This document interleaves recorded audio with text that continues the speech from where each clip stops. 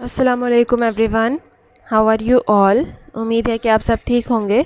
So I am here with lecture number 23 for class 12 inter part 2, and we have started unit number 3, that is group 3a and group 4a elements. अब जब हम लोग बात करते हैं group 3a और 4a elements की, as we have already talked about group 1a and group 2a elements, तो जब ग्रुप 3a और 4a एलिमेंट्स की बात करते हैं तो सबसे पहले हम लोगों ने बात की थी पेक्यूलियर बिहेवियर की। ठीक है, पेक्यूलियर बिहेवियर में हम लोगों ने बोरॉन का पढ़ा था कि पेक्यूलियर किस तरह से वो अपने बाकी के ग्रुप मेंबर्स से डिफरेंट होगा। उसके अलावा हम लोगों ने बात की थी कि इनकी अक्यूरेंस क्या है, इनके मिनरल्स वगैरह, बोरॉन और एल्यूमिनियम। अभी हम इसमें बात कर रहे हैं सिर्फ ग्रुप 3a की। ठीक है, ये group 3a which consist of, हमने बताया था कि ये बोरॉन है, इसके अंदर एल्यूमिनियम है, गैलियम है, इंडियम है और थेलियम है। इनकी प्रॉपर्टीज़ बाकी के ग्रुप्स के हिसाब से डिफरेंट होंगी, और किस तरह से डिफरेंट होंगी हम लोग वो चीज़ें स्टडी कर रहे हैं। अब हम लोग बात करते हैं कंपाउंड्स ऑफ बोरॉन। कंपाउंड्स मतलब बोरॉन जब दूसरी चीज़ों के साथ मिलता है, केमिकली उनके साथ कंबाइन होता है, तो जो कंपाउंड बनाता है वो कौन कौन से होंगे। तो first compound that we are studying is borax. पहला कंपाउंड जो हम लोग स्टडी कर रहे हैं दैट इज़ बोरेक्स। बोरेक्स का मतलब है, ये कॉमन नेम है और इसका केमिकल नेम है sodium tetraborate.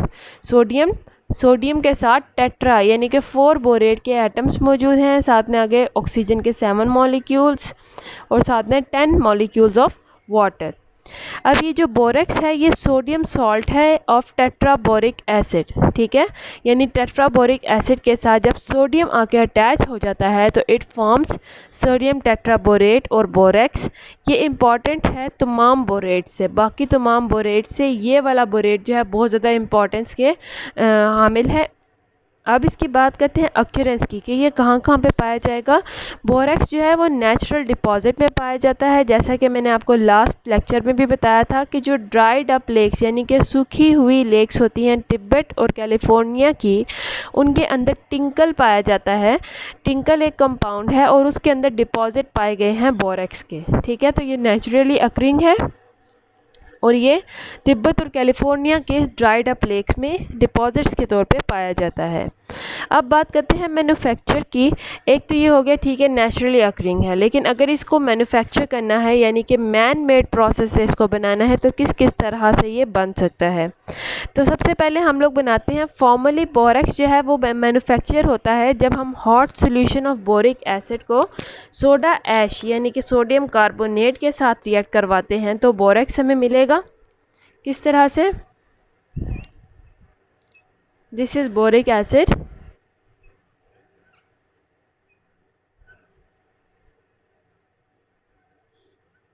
When it is heated up with, when its hot solution is reacted with sodium soda ash,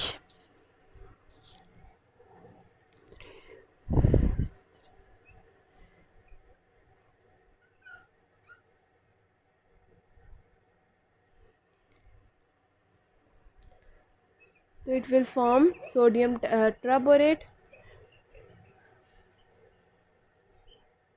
and along with it 6 molecules of water and carbon dioxide.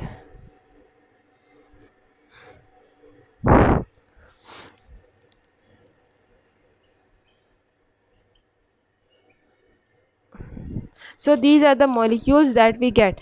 So पहला process क्या है कि जब हम लोग sodium boric acid के solution को heat up करते हैं along with the proper amount of soda ash, this is our boric acid. जब हम इसको हीट अप करेंगे with proper amount of soda ash तो हमें sodium tetraborate along with 6 molecules of water and carbon dioxide we get. Nowadays जो है borax जो है एक्सक्लूसिवली कैल्शियम बोरेट से हमें मिल रहा है। इसमें क्या करते हैं, फाइनली पाउडर सही तरीके से पाउडर किया होता है कोलेमेनाइट को, उसको बॉयल अप करते हैं विद सोडियम कार्बोनेट सॉल्यूशन के साथ, और जब कैल्शियम कार्बोनेट प्रेसिपिटेट आउट हो जाता है तो पीछे हमारे पास मिक्सचर आ जाता है बोरेक्स का और सोडियम मेटाबोरेट का, तो उसमें से हम बोरेक्स को ले लेते हैं। अब ये किस तरह से होता है कि कोलेमेनाइट हम लोग लेंगे, कोलेमेनाइट आप पहले भी पढ़ चुके हुए हैं कि that is a mineral that occurs in calcium, that is a mineral of calcium that occurs in nature. जब इसको सोडा ऐश के साथ यानी सोडियम कार्बोनेट के साथ रिएक्ट करवाते हैं तो सबसे पहले हमारे पास बनता है कैल्शियम कार्बोनेट। और कैल्शियम कार्बोनेट यहाँ पे क्या करेगा कि जब ये बन जाएगा इनफ अमाउंट में तो ये प्रेसिपिटेट हो जाएगा सॉल्यूशन में से। और जब ये प्रेसिपिटेट आउट हो जाएगा यानी कि निकल जाएगा सॉल्यूशन में in the form of small precipitates, तो हमारे पास पीछे बच जाएगा sodium tetraborate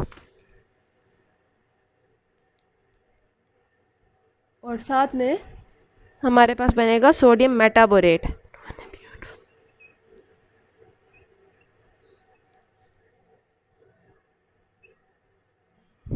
This is the second reaction that how we prepare sodium tetraborate.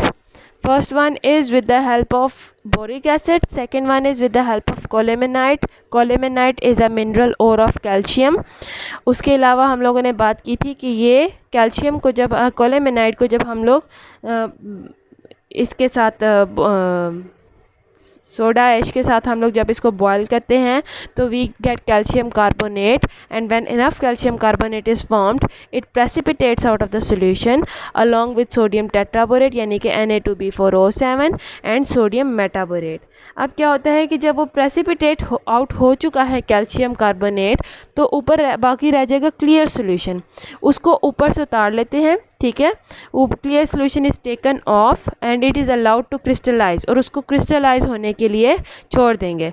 जब crystals of borax separate out हो जाते हैं तो और बोरेक्स हासिल करने के लिए कार्बन डाइऑक्साइड इसमें से दोबारा गुजारी जाती है मदर लिक्विड में से, तो सोडियम मेटाबोरेट क्या करता है वो दोबारा कंपोज हो जाता है, डीकम्पोज हो जाता है into borax and which separates out in the form of fine crystals. अब क्या है कि जब हम लोगों ने कहा है कि ये रिएक्शन कैरी आउट हो रहा है तो इसका प्रोसेस क्या है कि जब कोलेमेनाइट को हम लोग बॉयल करते हैं सोडियम कार्बोनेट के साथ तो सबसे पहले जो हमें मिलता है यहाँ पे कैल्शियम कार्बोनेट है अलोंग विथ सोडियम बोरेट और सोडियम मेटाबोरेट। ठीक है, सोडियम टेट्राबोरेट एंड मेटाबोरेट। तो इन तीनों में से जब फर्स्ट कंपाउंड यानी कि कैल्शियम कार्बोनेट प्रेसिपिटेट आउट हो जाएगा तो पीछे जो सॉल्यूशन रह जाता है उसके अंदर सोडियम टेट्राबोरेट और सोडियम मेटाबोरेट रह जाते हैं। ठीक है, उस सॉल्यूशन में वो मिक्स होते हैं तो उस सॉल्यूशन को हम ऊपर से उतार लेते हैं। Precipitates of calcium carbonate are separated out, फिर हम उस सॉल्यूशन में से उसको क्रिस्टलाइज होने देते हैं। अब क्रिस्टल सबसे पहले बनते हैं बोरेक्स के। ठीक है, इसमें भी बोरेक्स मौजूद है, इसमें बोरेक्स के इसके Na2B4O7 के सबसे पहले क्रिस्टल बन जाएंगे और वो सेपरेट आउट हो जाएगा। अब पीछे जो सॉल्यूशन रह जाएगा अगर हमें लगता है कि उसमें भी और बोरेक्स भी मौजूद है और हासिल कर सकते हैं हम उसमें से, तो उस सॉल्यूशन में से हम दोबारा से कार्बन डाइऑक्साइड को फिर से जो उसमें से पास करेंगे। कार्बन डाइऑक्साइड को पास करने का फ़ायदा क्या होगा कि उधर जो सोडियम मेटाबोरेट था वो दोबारा डीकम्पोज हो जाता है into borax and sodium carbonate. क्या रिएक्शन है कि मैंने आपको पहले ही बताया कि ये दिस हैज़ प्रेसिपिटेटेड आउट। ठीक है, ये निकल गया इस सॉल्यूशन में से, फिर उसके बाद जब हमने सॉल्यूशन को स्टैंड रखा थोड़ी देर रखा तो वो उसमें से ये बोरेक्स भी बाहर निकल गया, क्रिस्टल बन गया। अब हमारे पास पीछे क्या रह गया है, सोडियम मेटाबोरेट। तो हमारे पास जो सोडियम मेटाबोरेट रह गया है उसमें से हम लोग पास ऑन करेंगे कार्बन डाइऑक्साइड को। तो कार्बन डाइऑक्साइड को पास करने का फ़ायदा क्या होगा कि सोडियम मेटाबोरेट जो है डीकम्पोज हो जाता है इनटू सोडा ऐश, यानी जिधर से हमने स्टार्ट किया था Na2CO3 बन जाएगा, साथ में हमें मिल जाएगा फिर से बोरेक्स। तो ये रिएक्शन कुछ इस तरह से है। ये रिएक्शन में है कि हम लोग इस रिएक्शन के थ्रू ज़्यादा से ज़्यादा रिएक्टेंट्स को प्रोडक्ट में चेंज कर सकते हैं। ठीक है, so this was the second reaction. First reaction we took help from boric acid, in the second reaction colemanite and soda ash. फिर सेकंड रिएक्शन को आगे लेके चले हम लोग, उसमें से कैल्शियम कार्बोनेट प्रेसिपिटेट आउट हो गया, फिर बोरेक्स जो है उसमें से क्रिस्टलाइज आउट हो गया, फिर बाकी के जो रिएक्टेंट्स रह गए हैं उसमें से कार्बन डाइऑक्साइड को पास करने से फिर से वो सोडियम सोडा ऐश में चेंज हो गया और साथ में हमें बोरेक्स मिल गया उसके डीकम्पोज होने की वजह से सोडियम मेटाबोरेट के। अब थर्ड प्रोसेस क्या है कि बोरेक्स को टिंकल की मदद से भी ऑब्टेन किया जाता है। टिंकल जो मैंने अभी आपको बताया है from the dried up lakes of Tibet and California, वहाँ पे टिंकल मौजूद होता है, that is also a mineral, ठीक है। उसका फार्मूला है Na2B4O7 10H2O। By treating tinkal with water, जब हम वाटर के साथ इसको ट्रीट करते हैं और सब्सिक्वेंटली हम लोग इवेपोरेट कर देते हैं क्लियर सॉल्यूशन को, तो क्योंकि फिर वाटर की इवेपोरेशन हो रही है तो तमाम वाटर के मॉलिक्यूल्स वहाँ से ख़त्म हो जाएंगे, इवेपोरेट हो जाएंगे, तो हमें पीछे बोरेक्स मिल जाएगा। टिंकल का हमारे पास फार्मूला है Na2B4O7 10H2O, 10 molecules of water हैं। तो हम लोगों ने जब टिंकल से हमने अपना बोरेक्स के मॉलिक्यूल्स को निकालना है, हासिल करना है, तो हम क्या करेंगे कि टिंकल में को वाटर के साथ ट्रीट करेंगे और इसको फिर इवेंचुअली इवेपोरेट कर देंगे। और इवेपोरेट करने से क्या होगा कि जो तमाम वाटर के मॉलिक्यूल जो हमने एक्स्ट्रा ऐड किए थे और along with these 10 molecules of water they evaporate and we obtain borax, यानी कि फिर हमें क्या मिल जाएगा पीछे, borax Na2B4O7। So these are the process of manufacture of borax. Borax को हम लोगों ने 3 प्रोसेसेस के ज़रिए देखा है कि 3 प्रोसेसेस हैं इसको मैन्युफैक्चर करने के, with the help of boric acid, with the help of colemanite and from tincal. अब हम लोग बात करते हैं about the properties of borax. Borax के मैन्युफैक्चर को हम देख चुके हैं, बोरेक्स के अक्यूरेंस को हम देख चुके हैं। अब हम बात करेंगे about the different properties of borax. तो जब हम स्टार्ट करते हैं प्रॉपर्टीज़ ऑफ बोरेक्स को, तो ये वाला लेक्चर कल के साथ कंटिन्यू में रहेगा, ठीक है। कुछ पॉइंट्स आज हम लोग देख लेते हैं, कुछ पॉइंट्स हम लोग कल देखेंगे इंशाल्लाह। तो प्रॉपर्टीज़ ऑफ बोरेक्स की बात करते हैं, तो बोरेक्स दिखने में वाइट कलर का है और क्रिस्टलाइन सॉलिड है, यानी कि इसके क्रिस्टल्स बने होते हैं, ना कि ये पाउडर शेप में है। वाइट क्रिस्टलाइन सॉलिड है। ये स्पेरिंगली सोल्यूबल है कोल्ड वाटर में, यानी कुछ हद तक जो है अगर ठंडे पानी के साथ आप इसको मिक्स करेंगे तो ये कुछ हद तक उसमें मिक्स हो जाएगा, लेकिन मोर सोल्यूबल है हॉट वाटर में। और अगर आप वाटर को हीट अप कर दें तो ये ज़्यादा सोल्यूबल हो जाएगा उस गर्म पानी में। तो वो कहते हैं कि 100 grams of water dissolve 3 grams of decahydrate at 10 degree Celsius. अगर हम लोग बात करते हैं 10 डिग्री सेल्सियस की, तो वो कहते हैं 100 ग्राम्स होगा वाटर का, तो वो जस्ट 3 ग्राम्स स्पेरिंगली सोल्यूबल है, यानी कुछ हद तक 3 ग्राम्स ऑफ डेकाहाइड्रेट। डेका का मतलब है 10 मॉलिक्यूल्स साथ इसके डेकाहाइड्रेट, यानी कि बोरेक्स के साथ 10 मॉलिक्यूल्स ऑफ वाटर अटैच्ड है, ठीक है। तो वो कहते हैं कि अगर 10 डिग्री सेल्सियस पे बात करें तो 100 gram of water dissolve 3 gram of decahydrate, यानी कि डेकाहाइड्रेट 10 मॉलिक्यूल जो हैं बोरेक्स के साथ 10 मॉलिक्यूल्स ऑफ वाटर अटैच्ड हैं। डेका मतलब 10 और हाइड्रेट मतलब वाटर। और अगर हम लोग बात करें 100 डिग्री सेल्सियस पे तो ये 99.3 gram. Now you can look at the difference कि 10 डिग्री सेल्सियस पे सिर्फ 3 ग्राम और 100 डिग्री सेल्सियस पे 100 ग्राम वाटर, यानी कि तकरीबन अपने जितने वाटर में जितना वाटर है उतने ज़्यादा वो crystal almost crystals of borax को वो अपने अंदर डिज़ोल्व कर सकता है।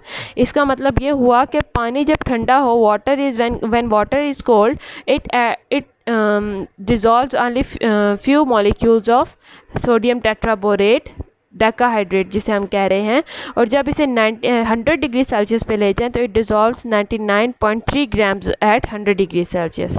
अगर ये कहते हैं कि इसका सैचुरेटेड सॉल्यूशन बना लें, सैचुरेटेड सॉल्यूशन क्या होता है, यानी कि सोल्यूट यानी कि सोडियम टेट्राबोरेट को वाटर के अंदर मिक्स करें और सॉल्यूशन सैचुरेट हो जाए, यानी कि कम्प्लीटली जितना मिक्स हो सकता था वो मैक्सिमम मिक्स कर दिया है हमने, और उसको फिर 62 डिग्री सेल्सियस से अबव जो है हम इसको क्रिस्टलाइज आउट होने दें, तो octahedral crystals of pentahydrate separate out. Octahedral से इस क्रिस्टल का क्या मतलब है कि 8 साइडेड क्रिस्टल्स होंगे, ठीक है।